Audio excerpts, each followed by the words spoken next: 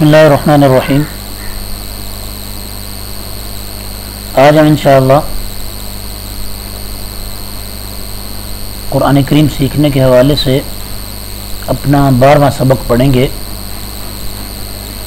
ابتدا سے شمار کر کے یہ 12واں سبق ہے اور سورہ بقرہ کا ترجمہ اور تفسیر شروع ہونے کے اعتبار سے یہ 5واں سبق ہے، اور اس کے تحت آگے جو ذیلی عنوانات ہم نے اختیار کیے ہیں ان میں سے منافقین کے تعارف کا یہ دوسرا سبق ہے۔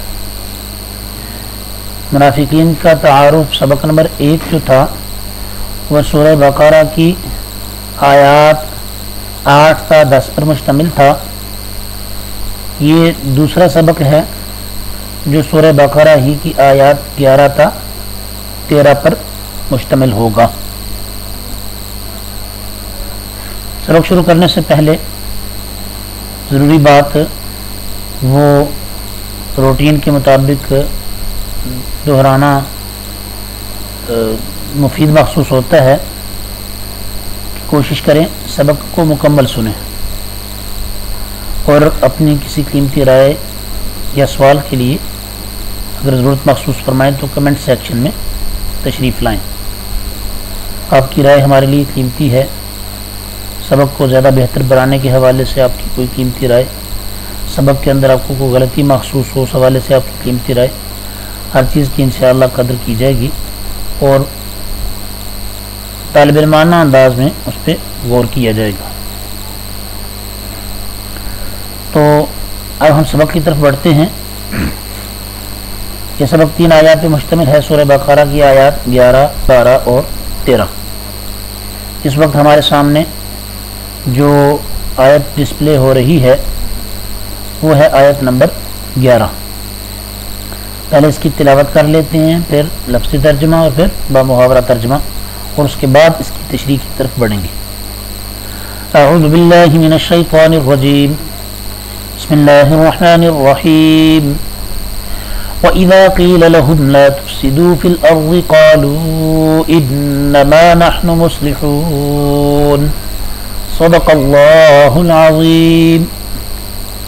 لفظی ترجمہ اور اذا جب، قیلہ کہا جاتا ہے، لہم ان کے لیے یا ان کے واسطے یا ان سے، کن سے؟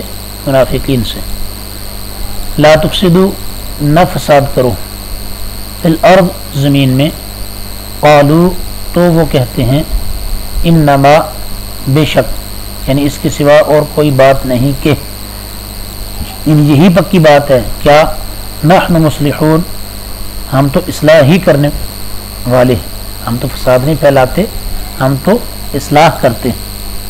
یہ لفظ ترجمہ تھا۔ بامحاورہ ترجمہ، جب ان سے کہا جاتا ہے کہ تم فساد نہ مچاؤ زمین میں تو وہ کہتے ہیں کہ ہم تو اصلاح کرنے والے ہیں۔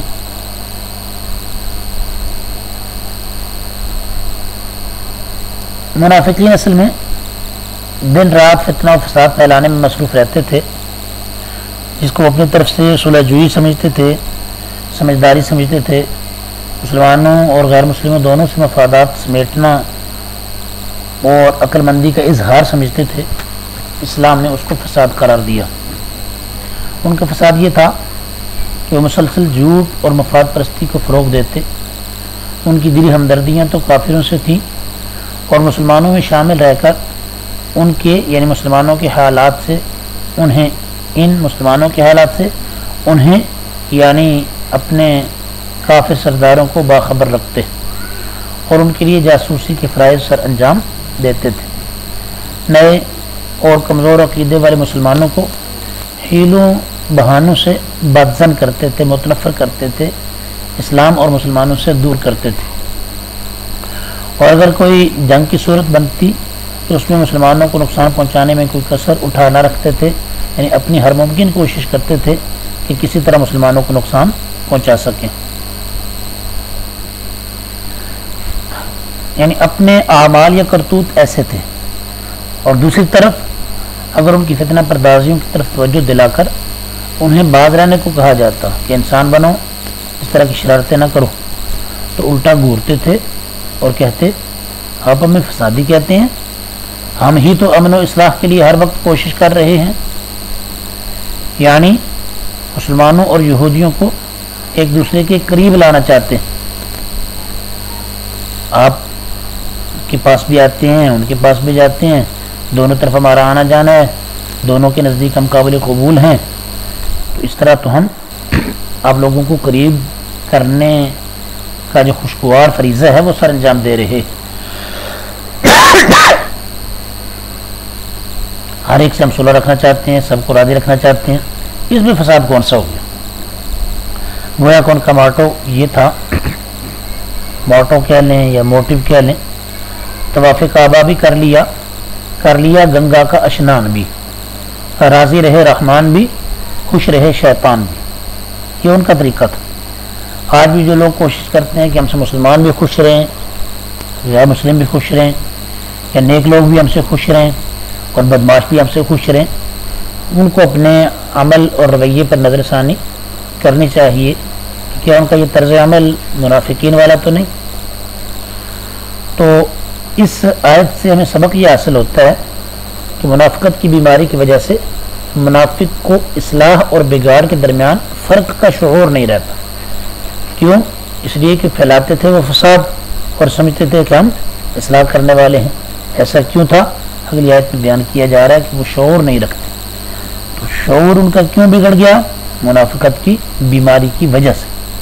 ایسے بعض بیماریوں سے منہ کا ذائقہ بدل جاتا ہے. بخار ہو تو منہ کا ذائقہ کڑوا ہو جاتا ہے. عام نارمل بے ذائقہ چیز بھی منہ میں ڈالیں تو کڑوی محسوس ہوتی ہے.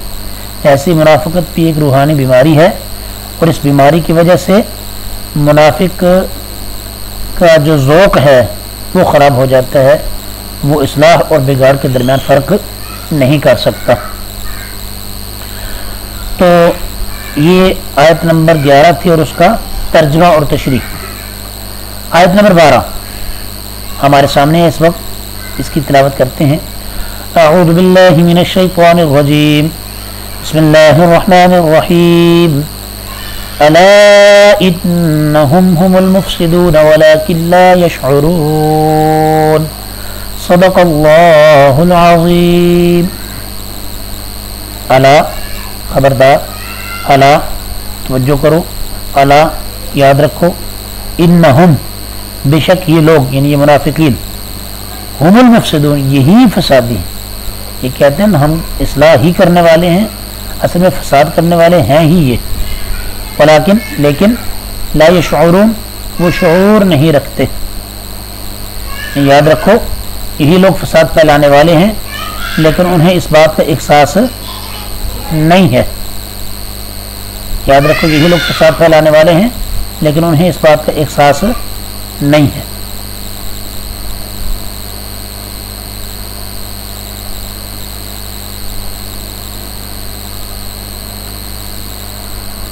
تو اس آیت میں اللہ تبارک و تعالیٰ فرما رہے ہیں کہ یہ جو کہتے ہیں کہ ہم ہی اصل میں اصلاح کرنے والے ہیں، یہ اصلاح کرنے والے نہیں ہیں بلکہ یہ فسادی ہیں، مگر جانتے نہیں. کیا نہیں جانتے؟ کہ ان کی حرکتوں کا وبال انہیں خود ہی بھگتنا پڑے گا. اور واقعتاً منافقین فسادی لوگ تھے. وہ مسلمانوں کی کمزوریاں یہودیوں کے سامنے بیان کرتے اور یہود سے دین اسلام کے خلاف شبہات سن کر انہیں مسلمانوں کے اندر پھیلانے کی کوشش کرتے تاکہ مسلمانوں کا ایمان کمزور کر سکے. اس آیت سے کیا سبق حاصل ہوتا ہے؟ کہ اسلام کے اصول اور مسلمانوں کے مفادات کو نظر انداز کر کے کی گئی نام نہاد اصلاحی کوششیں اصلاح کی بجائے فساد کے زمرے میں آتی. یعنی جو لوگ اس طرح کافروں کی چاکری کرتے ہیں اور اس میں اپنی طرف سے یہ کہتے ہیں کہ ہم تو مسلمانوں کی خیر خواہی کر رہے ہیں، مسلمانوں کو نقصان سے بچانا چاہتے ہیں وغیرہ وغیرہ، تو اسلام کے اصول اور مسلمانوں کے مفادات کو نظر انداز کر کے جو کی جانے والی نام نہاد اصلاحی کوششیں ہیں یہ اصلاح نہیں ہیں بلکہ یہ فساد ہیں. اللہ نے ان کو فساد فرمایا. اس حوالے سے مزید کچھ جو ضروری باتیں ہیں وہ بھی بیان کرنا چاہتا ہوں، لیکن اتنا کچھ یہاں پہ کمپوز کر کے آپ کے سامنے رکھنا اور آپ پھر اس کو پڑھتے رہیں یہ ایک مشکل عمل محسوس ہوا، اس لیے بنیادی نکات جو ہیں وہ آپ کے سامنے کمپوز کر کے اسکرین پہ ظاہر کر دیے ہیں۔ مزید کچھ بات جو ہے وہ اس کے تحت جو کہنے کی ضرورت محسوس ہو رہی ہے وہ توجہ سے سماعت فرمائیں کہ منافقین کا یہ اصل میں مغالطہ تھا کہ کرتے تھے فساد، سمجھتے تھے ہم اصلاح کر رہے ہیں، اپنے آپ کو مصلح کہتے تھے۔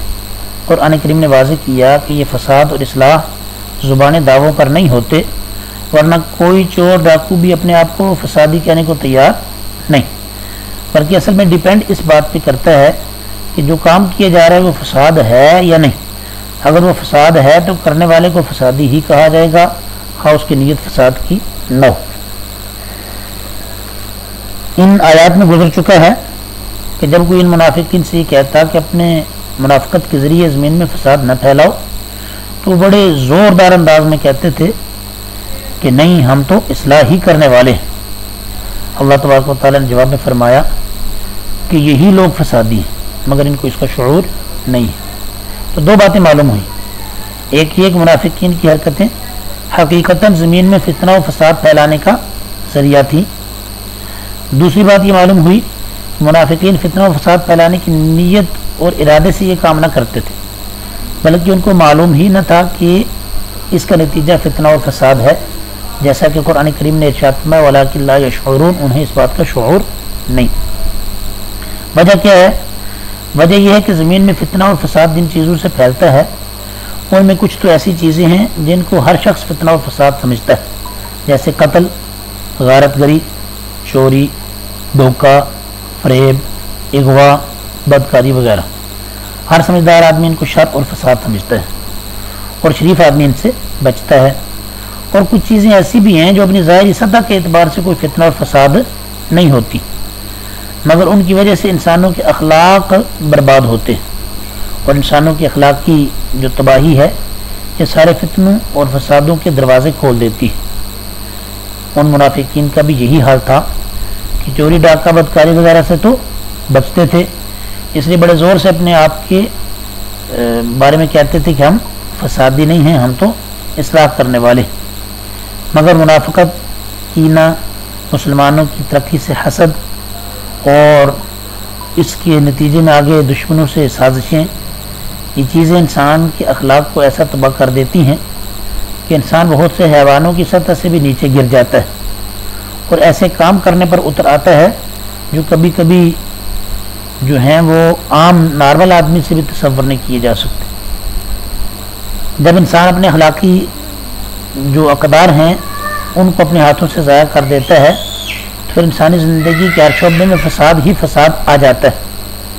فساد بھی ایسا عظیم جو نہ درندے جانوروں سے توقع کی جا سکتی ہے، نہ ڈاکوؤں اور چوروں سے، کیونکہ ان کے فساد کو قانون اور حکومت کی طاقت سے روکا جا سکتا ہے۔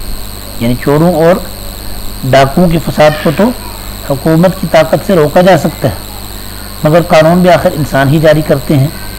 جب انسان ہی نہ رہا تو قانون کا جو حشر ہوگا اس کا تماشا آج کھلی آنکھوں ہر شخص، ہر محکمہ اور ہر ادارہ دیکھ رہا ہے۔ آج دنیا کے تمدن میں ترقی ہو رہی ہے، سیکھنے سکھانے کے اداروں کا جال گاؤں گاؤں تک پھیلا ہوا ہے، تہذیب اور مہذب کے الفاظ ہر شخص کی زبان پر ہیں، قانون بنانے والی جو اسمبلیاں ہیں ان کا بازار گرم ہے، قانون نافذ کرنے کے لیے بے شمار ادارے اربوں اور کھربوں کے خرچ سے قائم ہیں، دفتری انتظامات کی بھول بھلیاں ہیں، مگر جرائم اور فتنے فساد روز بروز بڑھتے ہی جا رہے ہیں۔ وجہ کیا ہے؟ وجہ یہ ہے کہ قانون خود کار مشین نہیں ہوتا، بلکہ اس کو انسان چلاتے ہیں۔ جب انسان اپنی انسانیت کھو بیٹھا تو پھر اس فساد کا علاج نہ قانون سے ہو سکتا ہے، نہ حکومت اور محکموں کے چکر سے۔ اسی لیے انسانیت کے عظیم ترین محسن نبی کریم صلی اللہ علیہ وآلہ وسلم نے اپنی تمام تر توجہ اس پر مرکوز فرمائی ہے کہ انسان کو صحیح معنی میں انسان بنا دیں تو پھر فساد اور جرائم خود بخود ختم ہو جاتے ہیں۔ نہ پولیس کی زیادہ ضرورت رہتی ہے، نہ عدالتوں کے اس پھیلاؤ کی جو دنیا میں پایا جاتا ہے۔ اور جب تک دنیا کے جس حصے میں آپ کی تعلیمات اور ہدایات پر عمل ہوتا رہا، دنیا نے وہ امن و امان دیکھا جس کی مثال نہ پہلے دیکھی گئی تھی اور نہ ان تعلیمات کو چھوڑنے کے بعد اس کی توقع کی جا سکتی ہے۔ نبی کریم صلی اللہ علیہ وسلم کی تعلیمات پر عمل کی جو روح ہے وہ اللہ کا خوف ہے اور قیامت کے حساب کتاب کی فکر ہے۔ اللہ کے خوف اور قیامت کے حساب کتاب کی فکر کے بغیر کوئی قانون اور دستور اور کوئی محکمہ اور کوئی مدرسہ اور کوئی یونیورسٹی انسان کو جرائم سے باز رہنے پہ مجبور نہیں کر سکتی۔ آج کی دنیا میں جن لوگوں کے ہاتھ میں اختیارات ہیں، کنٹرول ہے، وہ جرائم کو ختم کرنے کے لیے نئے سے نئے انتظامات کو تو سوچتے ہیں، مگر اس روح یعنی جو انتظام کی روح ہے خوف خدا سے، وہ نہ صرف یہ کہ غفلت برتتے ہیں بلکہ اس کو فنا کرنے کے اسباب مہیا کرتے ہیں۔ یعنی قوانین بنائے جاتے ہیں اور اللہ کا ڈر جو ان قوانین پہ عمل کرنے کے لیے آدمی کو آمادہ کرتا ہے، نہ صرف یہ کہ اس ڈر کی طرف توجہ نہیں ہوتی بلکہ یہ قانون بنانے والے بھی اللہ سے ڈر نہیں رہے ہوتے، بلکہ ایسے اقدامات کرتے ہیں معاشرے کے اندر جس سے اللہ کا ڈر ختم ہو، لوگ سیکولرزم کی طرف جائیں۔ اس کا پھر نتیجہ کیا سامنے آتا ہے؟ ایسے قوانین سے کیا ہوتا ہے؟ مرض بڑھتا گیا جو دوا کی۔ کھلے طور پر فساد مچانے والے چوروں، غارت گروں کا علاج تو آسان ہے، مگر انسانیت کو بھول کے ایسے کام کرنے والے لوگوں کا فساد ہمیشہ اصلاح کے رنگ میں ہوتا ہے۔ وہ کوئی دلچسپ دلفریب اصلاحی اسکیم بھی سامنے رکھ لیتے ہیں اور خالص ذاتی اغراض فاسدہ کو اصلاح کا رنگ دے کے، اپنے مفادات کو اصلاح کا رنگ دے کے انما نحن مصلحون کے نعرے لگاتے رہتے ہیں۔ اس لیے اللہ تعالیٰ نے جہاں فساد سے روکا ہے اس کے ساتھ ہی یہ بھی فرما دیا واللہ یعلم المفسد من المصلح، یعنی اللہ تعالیٰ ہی جانتے ہیں کہ فسادی کون ہے اور اصلاح کرنے والا کون ہے۔ گویا کہ سمجھا دیا کہ فساد اور اصلاح کی اصل حقیقت اللہ تعالیٰ ہی جانتے ہیں، جو دلوں کے حال اور نیتوں سے بھی واقف ہیں، اور ہر عمل کے خاص اور نتائج کو بھی جانتے ہیں کہ اس کا نتیجہ اصلاح ہوگا یا فساد۔ اس لیے اصلاح کے لیے صرف اصلاح کی نیت کافی نہیں بلکہ عمل کا رخ بھی شریعت کے مطابق صحیح ہونا ضروری ہے۔ بعض اوقات کوئی عمل پوری نیک نیتی اور اصلاح کے ارادے سے کیا جاتا ہے مگر اس کا اثر فتنہ اور فساد ہوتا ہے، جیسے منافقین کرتے تھے۔ تو یہ تھی آیت نمبر 12 اور اس کے تحت کچھ ضروری باتیں۔ اب ہمارے سامنے اس وقت اسکرین پہ آیت نمبر 13 نظر آ رہی ہے، اس کی ہم تلاوت کر لیتے ہیں۔ اعوذ باللہ من الشیطان الرجیم، بسم اللہ الرحمن الرحیم۔ وَإِذَا قِيلَ لَهُمْ آمِنُوا كَمَا آمَنَ النَّاسُ قَالُوا أَنُؤْمِنُ كَمَا آمَنَ السُّفَهَاءُ أَلَا إِنَّهُمْ هُمُ السُّفَهَاءُ وَلَكِنْ لَا يَعْلَمُونَ صدق اللہ العظیم۔ و اور اذا جب، قیلا کہا جاتا ہے، لہم ان سے یعنی منافقین سے، آمنو ایمان لاؤ، کما جیسا کہ آمنہ ایمان لائے، الناس دوسرے لوگ، یعنی اس وقت جو باقی مخلص مومنین ہیں صحابہ اکرام، جیسے وہ ایمان لائے ہیں۔ ایمان کا دعویٰ تم بھی کرتے ہو، اگر ایمان قابل قبول بنانا ہے تو ویسا ایمان لاؤ جیسے دوسرے لوگ یعنی صحابہ اکرام ایمان لائے۔ تو اس کے جواب میں قالو وہ کہتے ہیں، انؤمنو کیا ہم ایمان لائیں، کما جیسا کہ آمنہ ایمان لائے، السفہاء بے وقوف لوگ، الا خبردار، سن لو، توجہ کرو، خبردار، انہم بشک یہ کون، یہ صحابہ کو بے وقوف کہنے والے، مخلص مومنین کو بے وقوف کہنے والے، ہم السفہاء اصل میں یہ خود بے وقوف ہے، ولیکن لیکن لا یعلمون وہ اس بات کو جانتے نہیں کہ اصل بے وقوفی تو ان کا اپنا طرز عمل ہے۔ اور جب ان سے کہا جاتا ہے کہ تم بھی اسی طرح ایمان لے آؤ جیسے ایمان لائے ہیں دوسرے لوگ، تو وہ کہتے ہیں کہ کیا ہم بھی اسی طرح ایمان لائیں جیسے بے وقوف لوگ ایمان لائے ہیں۔ خوب اچھی طرح سن لو کہ یہی لوگ بے وقوف ہیں لیکن وہ یہ بات نہیں جانتے۔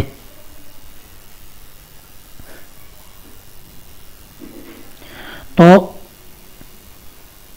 اس آیت میں منافقین کے سامنے صحیح ایمان کا ایک معیار رکھا گیا، کیا آمنو کما آمن الناس، ایمان لاؤ جیسے ایمان لائے اور لوگ۔ اس جملے میں الناس سے مراد تمام مفسرین کے اتفاق سے صحابہ اکرام ہیں۔ تمام مفسرین اس پر بات پر متفق ہیں کہ جن لوگوں کے ایمان جیسا ایمان لانے کی تلقین منافقین کو کی جا رہی ہے وہ لوگ کون ہیں؟ صحابہ اکرام، کیونکہ وہی حضرات ہیں جو قرآن کریم کے نازل ہونے کے وقت ایمان لائے تھے۔ تو فرمایا کہ اللہ کے نزدیک صرف وہی ایمان قابل اعتبار ہے جو صحابہ اکرام کے ایمان کی طرح، جن چیزوں میں جن کیفیات کے ساتھ صحابہ کا ایمان ہے انہی چیزوں پر ایمان اسی طرح کا ہوگا تو وہ قابل قبول ہوگا، ورنہ نہیں۔ اس سے معلوم ہوا کہ صحابہ اکرام کا ایمان ایک کسوٹی ہے، ایک پیمانہ ہے جس پر باقی ساری امت کے ایمان کو پرکھا جائے گا۔ جو اس کسوٹی پر صحیح نہ ہو اس کو شرعاً اس ایمان کو ایمان نہیں کہا جائے گا۔ ایسے مومن ہونے کے دعویٰ کرنے والے کو مومن نہیں مانا جائے گا جو صحابہ جیسے ایمان کا اظہار نہ کرے۔ صحابہ کا ایمان اور اس کے خلاف کسی قسم کے عقیدے اور عمل کا چاہے ظاہر میں کتنا ہی کر و فر ہو، کتنا ہی خوشنما نظر آئے کوئی ایسا عقیدہ جو صحابہ کے عقیدے کے خلاف ہو، کتنا ہی خوشنما نظر آئے وہ عمل جو صحابہ کے عمل کے خلاف ہو، کتنی ہی نیک نیتی سے اس کا اظہار کیا جائے، وہ اللہ کے نزدیک نہ وہ ایمان قابل اعتبار جو صحابہ کے ایمان سے ہٹ کے ہے، نہ وہ عمل قابل اعتبار جو صحابہ کے عمل سے ہٹ کے ہے۔ تو صحابہ کرام تو اصل میں ایثار کے پیکر اور قربانی کے ہوگر تھے۔ انہوں نے اللہ اور اس کے رسول صلی اللہ علیہ وسلم کی محبت اور اسلام کی سربلندی کی خاطر ہر چیز قربان کرنے کی بے مثال اور لازوال مثالیں قائم کی۔ منافقین ایسے مخلص حضرات کو کس طرح پسند کر سکتے تھے؟ رب کریم نے جب منافقوں کو حکم دیا کہ تم بھی نبی کریم صلی اللہ علیہ وسلم کے اصحاب کی طرح مخلصانہ ایمان اور قربانی کا رویہ اختیار کرو تو تمہارا ایمان قابل اعتبار ہوگا، ورنہ نہیں۔ اس پر منافقین نے ماننے کی بجائے اپنی طرف سے فرما برداری کے اظہار کرنے کی بجائے کہا کہ ہم ان بے وقوفوں کی طرح اپنے کاروبار تباہ کر لیں اور اپنے آپ کو ہلاکت میں ڈال دیں۔ یہ صحابہ کا جو طریقہ کار ہے یا ان کا جو طرز عمل ہے، نعوذ باللہ، یہ تو سراسر حماقت کا راستہ ہے۔ یہ کس نے کہا؟ منافقین نے کہا۔ تو اللہ تبارک و تعالی نے اس کے جواب میں فرمایا کہ الا انہم هم المفسدون الا انہم هم السفہاء ولکن لا یعلمون، خبردار یہ صحابہ کو بے وقوف یا ان کے طرز عمل کو بے وقوفی سمجھنے والے، یہ لوگ خود بے وقوف اور ان کا طرز عمل اصل بے وقوفی ہے۔ کیسے؟ کہ اپنے خالق و مالک کا فرمان تسلیم کرنا اور اس کے حکم پر سب کچھ قربان کر دینا جو صحابہ نے کیا، یہ بے وقوفی نہیں۔ حماقت اور بے وقوفی تو یہ ہے کہ آدمی اپنے رب کا نافرمان ہو اور اس کے ساتھ عدم اخلاص کا یعنی دوگلا رویہ رکھے، اور جو دنیا کی عارضی زندگی ہے اس کے لیے ہمیشہ کی زندگی یعنی آخرت کی زندگی کو برباد کر لے۔ اس فرمان میں صحابہ کرام رضی اللہ عنہم اجمعین کے ایمان کو معیار قرار دیتے ہوئے صحابہ رضی اللہ تعالیٰ عنہم کو برا کہنے والوں کو احمق، منافق اور علم اور دانش سے لا تعلق قرار دیا گیا۔ یعنی جو نعوذ باللہ صحابہ کو برا کہتے ہیں وہ خود برے ہیں، جو صحابہ کو بے وقوف کہتے ہیں وہ خود بے وقوف ہیں۔ ایسے لوگ منافق ہیں۔ منافق ہی صحابہ کو برا کہہ سکتے ہیں، مومن صحابہ کو برا نہیں کہہ سکتا، اور علم اور آگہی کے ساتھ ان کا کوئی تعلق نہیں ہے۔ تو نتائج کیا معلوم ہوئے اس آیت سے؟ کہ صحابہ کرام حق کا معیار ہیں۔ ایمان جو عمل کی بنیاد ہے اس میں بھی صحابہ کرام حق کا معیار ہیں، اور ظاہر ہے اس ایمان پر جو عمارت عمل کی کھڑی ہوتی ہے اس میں تو بدرجہ اولا صحابہ کرام حق کا معیار ہوں گے۔ دوسری بات یہ معلوم ہوئی کہ منافق صحابہ کرام کو بے وقوف سمجھتے تھے، یا دوسرے لفظوں میں یہ سمجھ لیں کہ صحابہ کو بے وقوف سمجھنے والے وہ منافقین تھے۔ مسلمان کا یہ طرز عمل نہیں ہوتا کہ وہ صحابہ کو برا کہے یا سمجھے۔ تیسری بات یہ معلوم ہوئی کہ صحابہ کرام کو بے وقوف کہنے والے یا سمجھنے والے منافق یہ خود بے وقوف ہوتے، جو صحابہ کو برا کہتا ہے وہ خود برا ہے، جو صحابہ کو بے وقوف کہتا ہے وہ خود بے وقوف ہے۔ تو اس سے ایک بات بڑھ کے کہنے کی ضرورت محسوس ہوتی ہے کہ جو صحابہ کے ایمان پر شک کرے وہ خود مومن نہیں ہے، اس کا اپنا ایمان مشکوک ہے۔ تو یہ تھی آیات 11، 12 اور 13 اور ان کے تحت ضروری تشریحی باتیں۔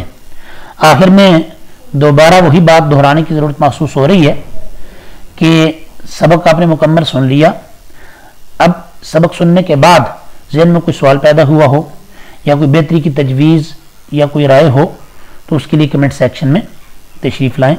اللہ تبارک و تعالی ہم سب کو اپنی رضا کے مطابق چلنے کی توفیق عطا فرمائے۔ السلام علیکم ورحمۃ اللہ وبرکاتہ۔